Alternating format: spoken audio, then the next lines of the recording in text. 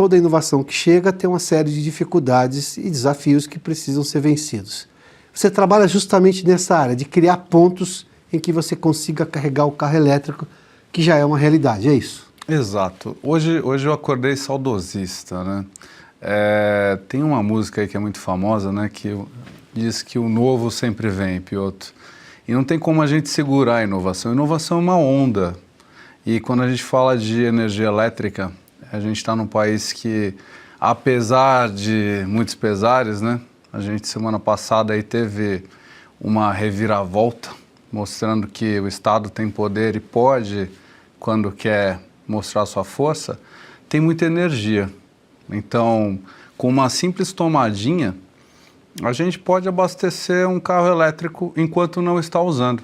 Quando a gente fala de carro elétrico, muda um pouquinho o paradigma, né? O carro a combustão, você tem que parar para abastecer ele na sua rota. O carro elétrico você abastece enquanto não está usando. E o desafio nosso enquanto empresa que vende carregadores, instala carregadores, é ajudar esse consumidor que está comprando seu carro elétrico a resolver esse pequeno detalhe que é a experiência de recarregar o carro. Vamos falar de uma questão de segurança. Ano passado eu tive num evento fora de São Paulo, na verdade foi no Centro-Oeste, e havia uma discussão lá sobre se os condomínios podiam receber carregadores. Claro que não estava me referindo a prédios novos, porque os engenheiros já estão projetando o prédio para isso. Eu tenho um crescimento de carros elétricos, a estrutura vai estar presente. Mas e os condomínios antigos? A questão era que não, o bombeiro não autoriza, não, é uma questão de segurança, não dá para fazer. Não é exatamente verdade, porque eu tenho um colega amigo que mora num prédio já bastante antigo e o prédio fez adaptações, ele pode carregar o carro elétrico dele, não só dele. Acho que havia bem mais moradores que tinham a mesma situação. É um problema o quê? De custo para instalar e que as pessoas querem rejeitar com o argumento da segurança, ou realmente há algum impedimento por quem mais importa, que é justamente o Corpo de Bombeiros, que pode garantir ou não se aquilo deve ou não existir e permitir que o prédio tenha aquele equipamento? Adalberto, a gente começou o programa aqui falando que não tem filtro, né? Então eu vou ser pragmático e sem preocupação nenhuma de falar de propaganda, tá? Eu acredito que alguns prédios tenham preocupação com custo. É natural prédios mais antigos terem aí que fazer um retrofit e reformar a sua estrutura. Não vou citar nomes, mas existe aí um movimento que usa aí o Corpo de Bombeiros como um boi de piranha, muitas vezes para criar dificuldades,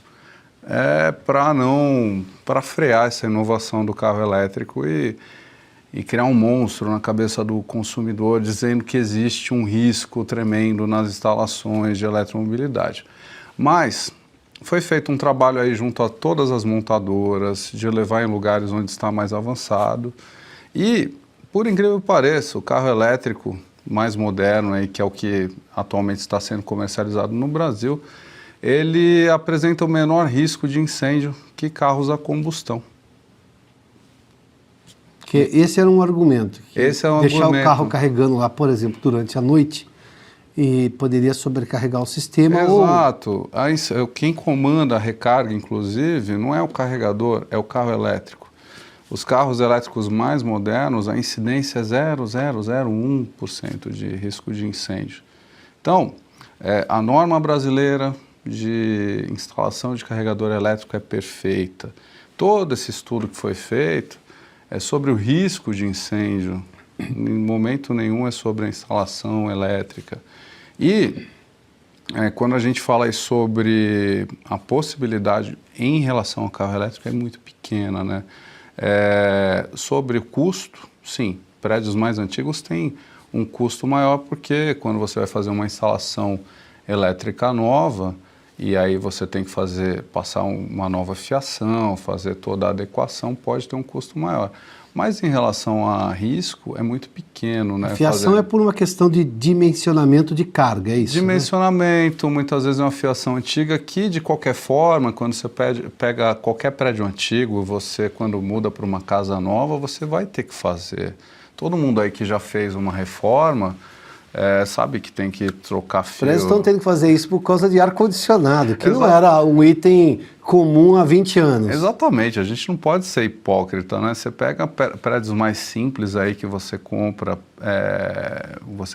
e tem que colocar um ar-condicionado, não é possível. Você tem que fazer toda uma adequação para colocar um ar-condicionado, né? Um carregador é da mesma forma. Então, a gente tem que começar a encarar as coisas de frente e temos que tomar muito cuidado, né? Eu sou o primeiro a defender o Corpo de Bombeiros, que é uma instituição muito séria, e eu acho que eles não podem ser usados aí como uma massa de manobra para serem colocados aí dessa maneira de bloquear uma inovação e o Brasil, mais uma vez, ficar aí abraçando o atraso, sabe? A gente não pode ter uma legislação que só existe no Brasil. E qual legislação especificamente pode trazer problemas que ainda existe? Ou ela se inventa uma interpretação da legislação? Na verdade, está sendo criada toda uma situação que só vai existir no Brasil. Uma regra de instalação de sprinklers, ventilação, toda uma situação que vai dificultar a adoção de novas tecnologias de carros elétricos que só existe no Brasil. Em países como Alemanha, Noruega, até mesmo China, que está muito à frente na adoção de tecnologias de mobilidade, não existe, porque a segurança do carro elétrico é muito grande.